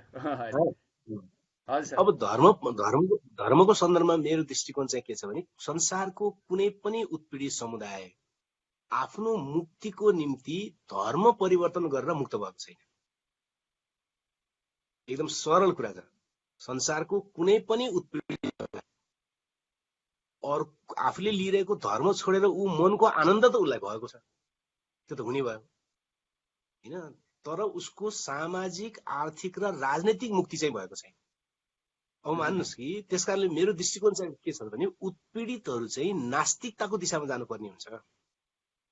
उनीहरू त भौतिकवादी पो बन्नुपर्ने हुन्छ हैन। यदि गौतम बुद्धको दर्शनलाई सोच्ने हो भने हैन, गौतम बुद्धको विभिन्न यानमा विभाजित भएका धर्मलाई कटाइदिने हो भने चाहिँ गौतम बुद्धले भने के हो त भन्यो भने त नास्तिकतातिरको यात्रा हो नि। गौतम बुद्धको त नास्तिकतातिरको यात्रा हो। उनले सम्पूर्ण भौतिकवादलाई संश्लेषण गर्न भ्याएनन् होला, त्यो अर्को विषय भयो। तर उनीहरूले प्रचलित रूपमा त्यति बेला जेलाई धर्म भनिन्थ्यो, जेलाई चाहिँ ईश्वरलाई गर्ने कुरा भनिन्थ्यो, उनी त त्यसबाट त मुक्त हुन खोज्या हो हैन। त्यसकारणले म चाहिँ के बुझ्छु त भन्दाखेरि अहिले बुद्ध धर्मको नाममा महायान भन्नुहोस्, वज्रयान भन्नुहोस्, हिनयान भन्नुहोस् वा अम्बेडकरले सुरु गर्न खोजेको अर्को यान पनि थियो हैन, अर्को यान पनि थियो। ती यानहरू चाहिँ धर्म हुन्थे र तिनले त्यो समुदायको कुनै कल्याण गरेछ भन्ने कुरामा म विश्वास गर्दिन। ती धर्म हुन्। गौतम बुद्धको शिक्षा र बुद्ध धर्मलाई अलग अलग पारेर हेर्नुपर्छ भन्ने मेरो दृष्टिकोण हैन। गौतम बुद्धको शिक्षा अर्को कुरा हो, बुद्ध धर्मको नाममा विकसित भएका यानहरू चाहिँ अर्को कुरा हो हैन। त्यसकारणले गर्दाखेरि मेरो प्रश्न मत चाहिँ के छ भने उत्पीडितहरू कुनै पनि समाजमा, संसारको कुनै पनि समाजमा, कुनै पनि हिस्ट्रीमा हेरौँ कि उत्पीडितहरूको मुक्ति कुनै धर्म ग्रहण गरेर भएको छैन, हुनेवाला छैन। किन हुनेवाला छैन त? अहिले कुरा गरौँ कि एकजना दलितले हिन्दू धर्म छोडेर कोही इसाई भएका छन्, कोही बुद्धिस्ट भएका होलान्, कोही मुस्लिम भएका होलान् अथवा इत्यादि भएका होलान्। मानौ ऊ चाहिँ इसाई भयो भनेदेखि के त भूमिहीन दलितले चाहिँ जमिन पाउँछ त? त्यो त पाउँदैन हैन। उसले धर्म परिवर्तन गर्यो भनिसकेपछि के त संविधानमा उसको बारेमा केही अक्षर लेख थपिन्छ त? त्यो त थपिँदैन नि। त्यसो उसको समस्या कहाँ हो? उसको समस्या त आर्थिक, राजनीतिक र सांस्कृतिक समस्या हो नि। त्यसमा उसको अर्थतन्त्रमा जेले प्रभाव पार्छ त्यहाँबाट हुन्छ मुक्ति त। उसको राजनीतिक हैसियत जहाँबाट प्राप्त हुन्छ त्यहाँबाट हुन्छ उसको मुक्तिको प्रक्रिया त हैन। जस्तो कि हिन्दू धर्म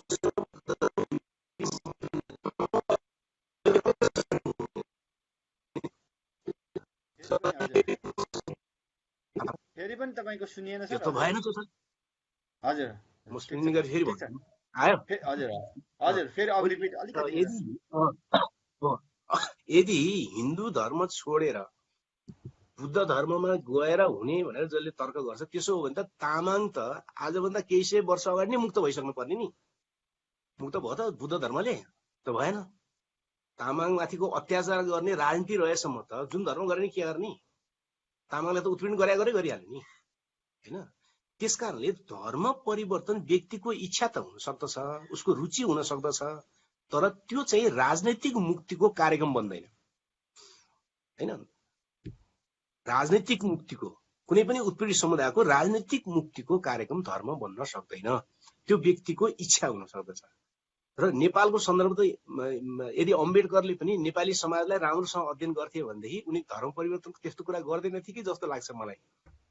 किनभने नेपालमा त बुद्धिस्टहरू नै दलितमाथि दमनकारी छन्। नेपालमा त बुद्धिस्टहरू नै दलितमाथि दमनकारी छ।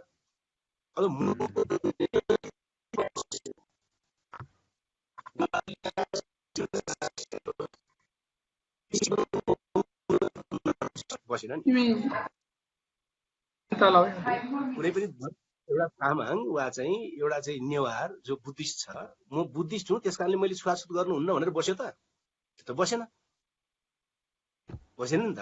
त्यसकारणले त भनेपछि जो बुद्धिस्ट छ स्वयं त दमन गरिरहेको छ भनेदेखि कसैले चाहिँ धर्म परिवर्तन गरिदिए त्यो हल हुनेवाला छ त? यो त हल हुनेवाला छैन हैन। मनको त्यसकारण मेरो कुरा धर्म परिवर्तन होइन, धर्म त्याग चाहिँ जरुरी छ। यदि जात व्यवस्थाबाट मुक्त हुने हो भने धर्म त्याग जरुरी छ र भौतिकवादको दिशामा जानु जरुरी छ, मलाई त्यस्तो लाग्दछ हैन। नत्र भने हुने के हो त भन्दाखेरि चाहिँ दलितहरूले वा अर्को दलितले अरू कसैले हिन्दू धर्म छोडे जस्तो त गर्ने भयो, तर सिङ्गो समाज त धर्ममा छ। सिङ्गो समाज त धर्ममै छ नि। सिङ्गो समाजले छोडिदिन्छ र? सिङ्गो समाजले त छोड्नेवाला छैन हैन। सिङ्गो समाज चाहिँ दमनकारी धर्ममै छ, संस्कारमै छ उसले चाहिँ छोड्यो। अरूलाई के फरक पर्नेवाला छ र? अरूलाई त केही फरक पर्नेवाला छैन।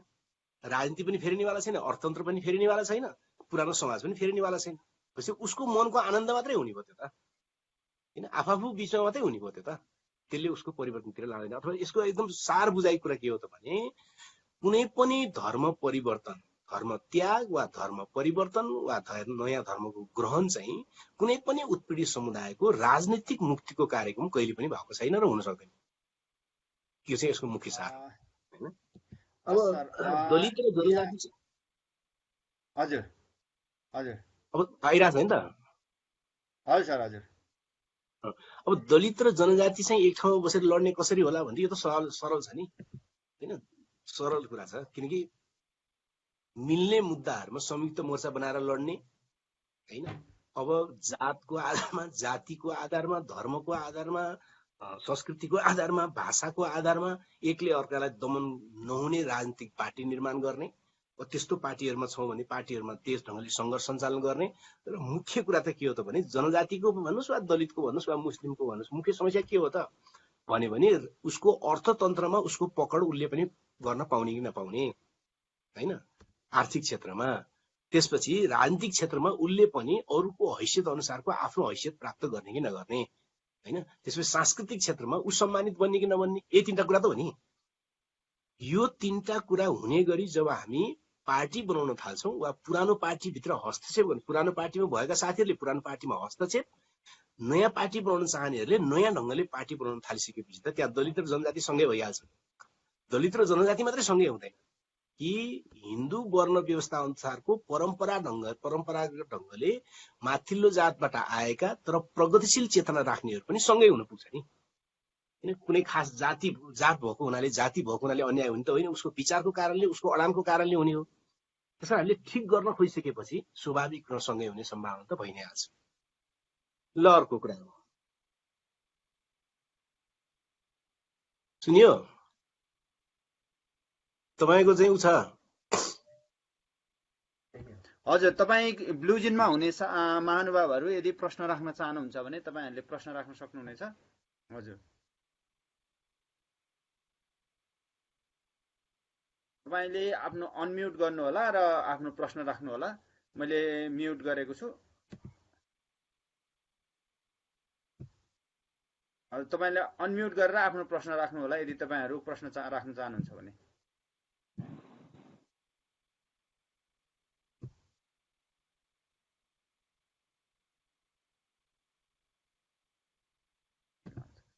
सायद सर ब्लु जिनको साथीहरूसँग हामीसँग लिङ्कमा लाइभमा हुनुहुने साथीहरूको प्रश्न छैन होला। मैले अरू दुईटा प्रश्न राखेर तपाईँलाई अन्तिममा दुईटा प्रश्न राखेँ सर। एउटा चाहिँ राम राई, युएसएबाट राम राईले सोध्नु भएको छ, बाहुनवादको हिन्दू वर्ण व्यवस्थासँग लड्नु मेरो नारा शिक्षा र चेतना योग्य र एकता भन्ने छ उहाँको।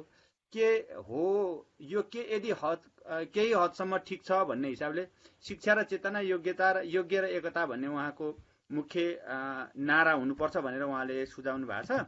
अनि मणि पाखरिन सरले अर्को प्रश्न सोध्नु भएको छ, तपाईँबाट विभेदको कथाचित्रहरू लगभग आयो, अब यसको समाधान दार्शनिक, सैद्धान्तिक र राजनीतिक पाटो के हो? प्रणालीगत दिगो समाधान के हुन सक्छ भनेर उहाँले सोध्नु भएको छ सर। ठिक छ, अब आउने जति प्रश्न सक्नु छ अब एकैचोटि लिनुहोस्। अरू छ? हजुर, होइन यति नै हो सर। अब बाँकी प्रश्नहरू हामी अब अलिकति समयको कारणले गर्दा हामी लिन सकेनौँ। अहिले यति नै गरौँ हजुर।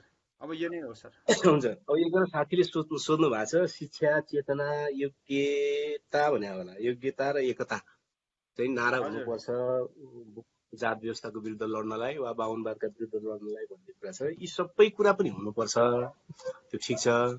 अब यो योग्यता भन्ने कुरा चाहिँ मलाई त्यति ठिक लाग्दैन। अयोग्य मान्छे संसारमा कोही पनि छैन, होइन? त्यो चाहिँ अवधारणा मात्रै हो। योग्यता भने चाहिँ अवधारणा हो, होइन?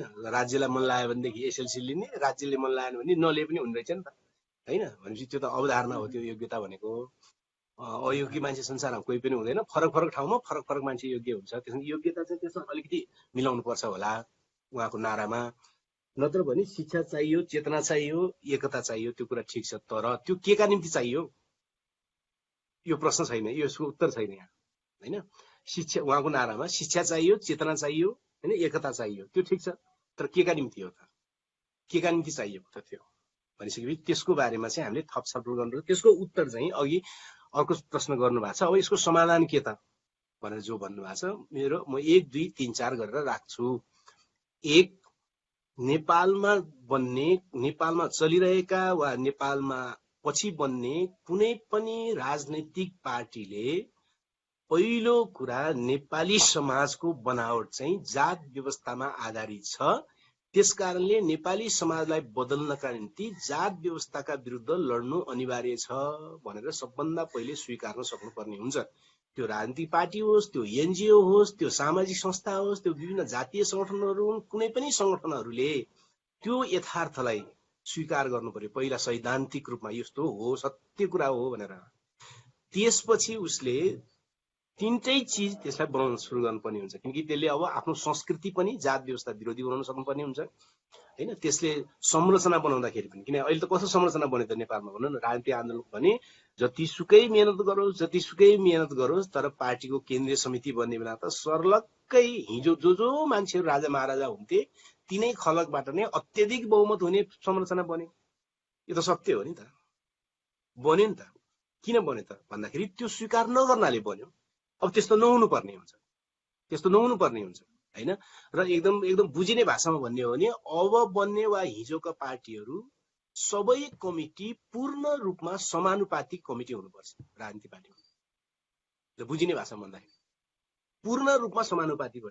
ल केही तलमाथि मिलाउनका निम्ति 5-10% चाहिँ छुट्टै छोड्ने हो नि छोडौँ, नत्र भने चाहिँ पूर्ण रूपमा समानुपातिक प्रणाली हुनुपर्छ। त्यसको नेतृत्व पहिलो मान्छे दोस्रो मान्छे को भन्ने त्यो मुख्य कुरा होइन। मुख्य कुरा निर्णायक ठाउँमा चाहिँ हैन सबैको उपस्थिति चाहिँ न्यायपूर्ण र समानुपातिक भएन भने काम कुरो बन्द रहेनछ भन्ने कुरो त प्रष्ट भइहाल्यो नि। त्यसकारणले प्रत्येक राजनीतिक आन्दोलन, प्रत्येक संस्था, प्रत्येक एनजिओ, प्रत्येक चाहिँ क्लब, प्रत्येक चाहिँ प्रशासनिक एकाइ, प्रत्येक ठाउँलाई हामीले चाहिँ प्रत्येक ठाउँमा रहेको जात व्यवस्थामा आधारित जो संरचना छ त्यो संरचनालाई भत्काउने र न्यायपूर्ण संरचना बनाउने दिशामा पहल गर्नुपर्ने हुन्छ।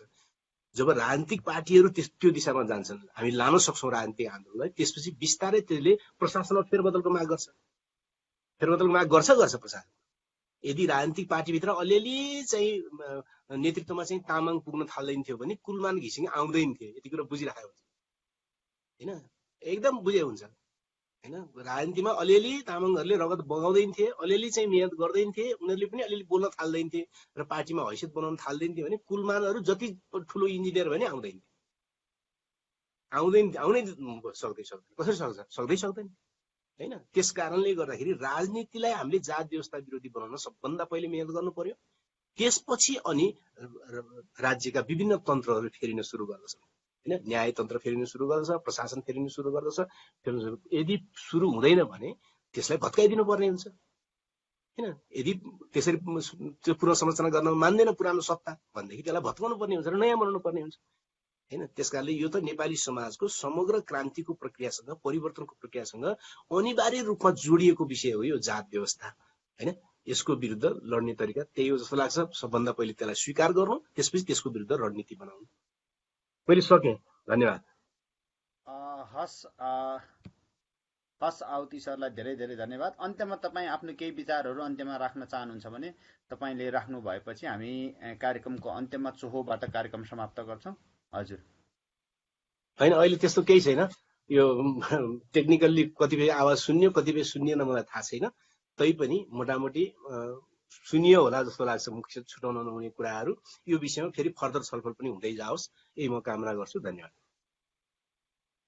धन्यवाद आजका वक्ता विश्वभक्त दुलाल आहुति सरलाई। उहाँले नेपाली वर्ण व्यवस्था र बाहुनवादको विषयमा आफ्नो प्रस्तुति राख्नुभयो र योसँग उठेका सवालहरूको पनि जवाफ दिने काम गर्नुभयो। त्यसको लागि हामी धेरै आभारी छौँ। हामी तपाईँहरूलाई एउटा जानकारी गराउन चाहन्छौँ। हामीले एससीआरसी भर्चुअल डिस्कोर्स सिरिज प्रत्येक मङ्गलबार र शुक्रबार गर्दै आइरहेका छौँ। यही 2 बजे समयमा गर्दै आइरहेका छौँ। यो तपाईँहरूलाई जानकारी छ। हामी आगामी मङ्गलबार पनि फेरि तपाईँहरूसँग जोडिनेछौँ। भन्दै आजको कार्यक्रम समाप्त गरिदिन हुनको लागि चोहो डाक्टर सुरेश तामाङज्यूलाई अनुरोध गर्दछु। हुन्छ आरकेजी, धन्यवाद। सुनिन्छ? हजुर, समयको केही पाबन्दी, 1-2 मिनेट? चोहो हुनुहुन्छ, तपाईँको आफ्नो टाइम। हुन्छ, हस्, धन्यवाद। सर्वप्रथम चाहिँ आहुति सरलाई विशेष धन्यवाद। उहाँले यस्ता अरू पनि छलफलमा भाग लिइराख्नु भएको छ। हिजो बेलुकी अघि बिहानसम्म अरू आइरहेछ, सञ्चार माध्यममा हामी हेरिरहेछौँ। उहाँको समय सबै यताको हिसाबले हामीले धेरै कुरा सुन्न पायौँ। उसो त यो कार्यक्रममा छलफलमा देश विदेश लगायत अहिले अनलाइनमा बस्ने सबैले रुचिपूर्वक उहाँको अघि पछिका विश्लेषण, लेख रचना, टिप्पणी पनि सुन्ने पढेकै हुनुपर्छ र उहाँको चिजबिजमा हामी पछ्याइराखेकै हो र म लगायत। जहाँसम्म आजको विषयमा उहाँले नेपालमा वर्ण व्यवस्था अनि यसको ऐतिहासिक पृष्ठभूमि, हैन, ऋग्वेदको पालादेखि बीचमा मनुस्मृति हुँदै जङ्गबहादुरको मुलुक ऐनसम्मको अवस्था र अहिलेको चिजबिजलाई चाहिँ सरल ढङ्गले चित्रण गरिदिनु भयो। त्यो बीचमा साना मसिना कति चिजहरू हामीलाई थाहा नभएको पनि आज आयो होला। जस्तो मेरै लागि त्यो पञ्चम वर्ण भन्ने जस्तो विषयहरू मलाई त्यति थाहा थिएन, उदाहरणको लागि। तर जे भए पनि यो चाहिँ एउटा, हैन, यति पुरानो अवस्थादेखि आजसम्म पनि यसको चाहिँ विभिन्न रूप, चरित्र, त्यही अनुसारको नीतिमा, व्यवहारमा, आचरणमा आज पनि हामी सबले भोगिराखेका छौँ नेपालको हकमा। अब उसो त संसारमा पनि अरू ठाउँ पनि रहेछ, त्यसको पनि केही सन्दर्भ जोडियो। जस्तो अहिले हामी विगत केही दिनको अवस्थालाई विश्लेषण यसो अब्जर्भ गर्दाखेरि पनि, जसरी अमेरिकामा अहिले, हैन, त्यतिको आन्दोलित अवस्था छ, कोलम्बसको चाहिँ मूर्तिहरू ढल्ने अवस्था, ढलिराखेको अवस्थाहरू छ। अब यहाँ पनि रुकुमको घटना लगायत अरू पनि आज पनि चाहिँ कुनै दलित एउटा भाइको चाहिँ हिरासतमा मृत्यु भएको घटनाहरू आइरहेछ। सोसल मिडियाले यसलाई चाहिँ कभर गरेकै छ। भनेपछि आजसम्म पनि पीडित दमित पक्षहरू हामी छँदैछौँ र यसको यो त फेरि रिजल्ट मात्र हो, यो त नतिजा मात्र हो। यसको फेरि रुट कज, यसको कारण हेऱ्यो भने त फेरि त्यही रेसियल डिस्क्रिमिनेसन, त्यो चाहिँ वर्ण व्यवस्था हिजोदेखि पालिएको त्यही चरित्र नै आउँदो रहेछ। तर अब यसमा बिस्तारै चाहिँ परिवर्तन हुन्छ, यसमा हुनुपर्छ। अब शिक्षा चेतना अरू आयो, संगठन, राजनीति, यो सबै चिजहरू मेरो विचारमा बहुत महत्त्वपूर्ण नै हुन्। ती सबैमा हामी हैन, जो सजग वर्ग, कमसेकम हामी यो विषयमा थाहा पाउने, बोल्ने, लेख्ने, विभेद भइरहेछ भन्ने कुराको एउटा देख्ने चेत भएको मान्छेले चाहिँ बोल्ने, लेख्ने र छलफलमा ल्याउने, बहस गर्नै पर्छ भन्ने मलाई लाग्छ। अब जस्तो अमेरिकाको ब्ल्याक लाइफ म्याटर्स जसरी अहिले भाइरल भएर गइरहेछ, ट्याग भइरहेछ, त्यस सँगसँगै अहिले हाम्रो दलित लाइफ म्याटर पनि नेपालमा चलेकै छ। त्यसले अरू चिज पनि तान्छ। वास्तवमा यसले त अरू माइनोरिटी, अरू indigenous, even Tamang life matter पनि भोलि चाहिँ भाइरल बन्न सक्छ, बन्नुपर्छ। किनभने हरेक समुदाय, हरेक जाति, हरेक समूहको चाहिँ जीवन त उत्तिकै महत्त्वपूर्ण हो। यो त मानव अधिकारको पनि कुरा हो। तर यसैमा तपाईँहरू विगत केही दिनको यसो हेर्नुभयो सोसल मिडियामा भने अल लाइफ्स म्याटर भनेर फेरि काइते भाषामा चाहिँ पनि चर्चाहरू आइरहेछ। त्यसले फेरि अर्को के सङ्केत गर्छ भने हामी त भनिरहेछौँ नि सबैको जीवन उत्तिकै महत्त्वपूर्ण हो, सबैको लाइफ त म्याटर्स। त्यो चेत चाहिँ थियो भने जो दमित वर्षौँदेखि, हैन, पुस्तौँदेखि पीडित दमितको चाहिँ लाइफ म्याटर नगर्ने, अनि अल भनेपछि त स्वयं, हैन, अप्रेसरको पनि लाइफ त म्याटर गर्दो रहेछ नि। त्यो चेत त फेरि रहेछ त। भनेपछि यसरी पनि हामी विश्लेषण गर्न सक्छौँ। अब म धेरै बोल्दिनँ। समग्रमा आयोजक साथीहरू, एससीआरसी अनि सञ्चालक, तपाईँलाई पनि धन्यवाद। मलाई मेरो सुरुमा अलिअलि रेसिस्टेन्सको बावजुद पनि चोहो बनाउनु भयो, किनभने अहिले सुन्ने, हेर्ने, यहाँ भाग लिने मभन्दा नि अग्रज, यहाँ अनुभवी मान्छेहरू नै हुनुहुन्छ होला भन्दै थिएँ, तैपनि मलाई नै दिनुभयो। ठिकै छ, धन्यवाद, केही छैन। अब अन्तिममा अहिले चाहिँ अब यसको सामाजिक, आर्थिक, राजनैतिक समग्र पाटोबाट पनि आहुतिले हामीलाई बुझाउनै भयो परिवेश। त्यसमा अलिकति थप म एउटा चिज थप्न चाहन्छु। म अलिक जनस्वास्थ्यको विद्यार्थी भएको भएर अहिले पछिल्लो छलफल खास गरी पश्चिम अमेरिकामा हिजो पनि रेसियल हेल्थमा डिस्प्यारिटी छ जाति वर्ण यो चाहिँ मान्छेको सांस्कृतिक समूह फरक भएको कारणले स्वास्थ्य पनि फरक छ भन्ने त सर्लङ्गै थियो। त्यसमा अध्ययन अनुसन्धान भएका थिए, पढाइ हुन्थ्यो। किनभने अहिले पनि हेऱ्यो भने संसारको चाहिँ हैन आर्थिक रूपमा कमजोर, सांस्कृतिक रूपमा फरक, आदिवासी जनजाति लगायत न्यू इमिग्रेन्ट अमेरिका बेलायतबाट हेऱ्यो भने अनि जहिले पनि अप्रेस भएका समुदायको त मूलधारभन्दा फरक हुन्छ नै, किनभने उहाँहरूको शिक्षा अरू चिजमा, रोजगारमा हैन अनि चाहिँ स्वास्थ्यको चाहिँ पहुँचमा, सबै चिजमा चाहिँ फरक परिवेशहरू हुने हुनाले स्वतः स्वास्थ्य चाहिँ फरक पर्छ। अहिले सबैभन्दा पछिल्लो त केसम्म अहिले उठिसक्यो भने भर्खरै एकदमै तातो, यो पनि सुनिहाल्नुहोस् हजुरहरूले, जसरी जनस्वास्थ्यमा हिजो अस्ति चाहिँ यो रोड ट्राफिक एक्सिडेन्ट हेलमेट लाउनु मापासे पनि जनस्वास्थ्य भएर आज अहिले, नत्र पहिले पुलिसको रेकर्ड मात्र हुन्थ्यो, त्यो मान्छेकै जीवन हो भनेपछि त अहिले त यसरी राज्यका विभेदकारी नीति, एउटा चाहिँ रेसियल डिस्क्रिमिनेसनको कारणले मान्छेको मनोसामाजिक रूपमा हुने क्षति, उसको पुस्तौनीको यो चाहिँ तनाव र चाहिँ यो ट्रमाको मूल्य, यो पनि चाहिँ सरकारहरूले त अब त क्षतिपूर्ति दिनुपर्छ, यो त पुर्ताल गर्नुपर्छ, किनभने यो पनि ठुलो जनस्वास्थ्यको कुरा हो। प्रत्यक्ष 6 जना मान्छे भेरीमा मर्नु त हो, उनका नाता गोता इष्टमित्र, अहिले हामी चाहिँ सम्पूर्ण दलित समुदाय अरू हैन समुदाय आन्दोलित हुनु परेको, यसबाट विचलित हुनु परेको, अब अमेरिकाको कालोको परिवेशबाट हेर्दाखेरि त्यहाँको आन्दोलित हुनु परेको, यो सबै चिजको त ठुलो मूल्य छ। त्यो पनि अब चाहिँ जनस्वास्थ्य हुनुपर्छ भयो भन्नेसम्म अहिले केही थ्योरीहरू आइसकेको छ। जस्तो क्लेभल्यान्ड युनिभर्सिटीको एकजना चाहिँ माइकल डोबर भन्ने प्रोफेसरले चाहिँ यसमा थुप्रो थ्योरीहरू पनि लेखिसक्नु भएको रहेछ। वास्तवमा यो धेरै महत्त्वपूर्ण कुरा हो। अब अन्तिम दुईटा कुरा, अघि छलफलको क्रममा वास्तवमा जनजातिले पनि हैन, जनजाति भर्सेस दलितको इस्यु पनि त्यहाँ कहाँनिर उठेको थियो, अथवा जनजातिहरूलाई पनि बाहुनहरूलाई हेर्ने दृष्टिकोण चाहिँ कसरी फेराइएको थियो भने, जस्तो म दुईटा उदाहरण दिन्छु कि बाहुनलाई लातले लाग्यो भने पाप लाग्छ, अनि जनै लायो भने त जनै खटिराउँछ भन्ने खालको चाहिँ भनाइ राखिदिएपछि त त्यो खुट्टाले हिर्काउने त कुरा छैन, छोइन पनि डराउनु पर्ने। त्यसपछि ब्राह्मणहरू भनेको स्वतः माथि, हामी तामाङ गुरुङ, दलित भनेको त तल हो भन्ने खालको चाहिँ हामीलाई थोपरिन्थ्यो, लादिन्थ्यो। एउटा त्यो उदाहरण म त्यो भन्न मन लाग्यो।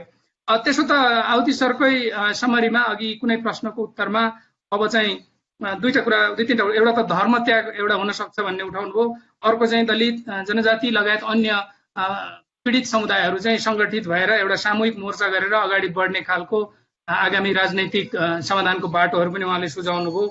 त्यो डेफिनेटली त्यो गर्नै पर्छ। त्यसको सुरुवाती चाहिँ यी यस्तो एससीआरसी जस्तो सङ्घ संस्थाले चलाउने यो बहस, व्यक्तिगत रूपमा हामीहरूले आफ्नो कुराहरू राख्ने, लेख्ने, कविता लेख्ने हो कि हैन, पत्रिकामा आर्टिकल छाप्ने हो कि, यो सबैबाट सुरुवात गर्नै पर्छ।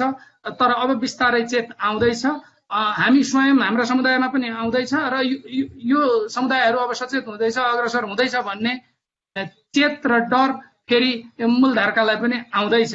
त्यो भएर उहाँहरू फेरि त्यसको चाहिँ काउन्टरमा पनि तयार हुँदै गरेको, त्यो खालको भाषा बोली गरिराखेको, त्यो खालको नीति अभ्यासहरू गर्नु खोजिरहेको संस्कृत ल्याउनेका उदाहरणहरू हेर्न सकिन्छ।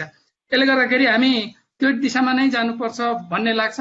अझै एउटा रहेछ, अघि कुनै सहभागीको प्रश्नमा गोरावाद हुन्छ कि हुँदैन भन्नेमा जवाफ त दिनुभयो आउती सरले, तर पश्चिमा देशहरूमा, बेलायत अमेरिकामा अहिले पनि अङ्ग्रेजीमा त्यो शब्द चलित सकेको छ, व्हाइट सुपरमेसी भनेर, व्हाइट प्रिभिलेज भनेर। त्यो शब्दमा लिटरेचरहरू, लेख रचनाहरू, समाचारहरू, इभन अध्ययन अनुसन्धान भएको छ, त्यसैले त्यो चलेकै छ। मेरो अन्य यसभन्दा थप भन्नु छैन। सम्पूर्ण सहभागी मित्रहरू देश विदेश जहाँ भए पनि सबैलाई धन्यवाद, आयोजकलाई पनि धन्यवाद र आहुति सरलाई विशेष धन्यवाद सहित आजको कार्यक्रम यही समापन भएको घोषणा गर्दछु। धन्यवाद, नमस्ते। धन्यवाद आजका चोहो डाक्टर सुरेश तामाङलाई, त्यसै गरिकन आजका मुख्य वक्ता आहुति सरलाई, त्यसै गरी हामीलाई हेरिरहनुहुने 4800 भन्दा बढी श्रोता तथा दर्शक महानुभावहरू, हामीलाई कमेन्ट गर्नुहुने तपाईँ सम्पूर्ण श्रोता दर्शक महानुभावहरूप्रति हामी धेरै आभारी छौँ। धन्यवाद व्यक्त गर्दै आगामी मङ्गलबार फेरि जोडिने प्रयत्न गर्नेछौँ। हस्, लसो थुजु छे।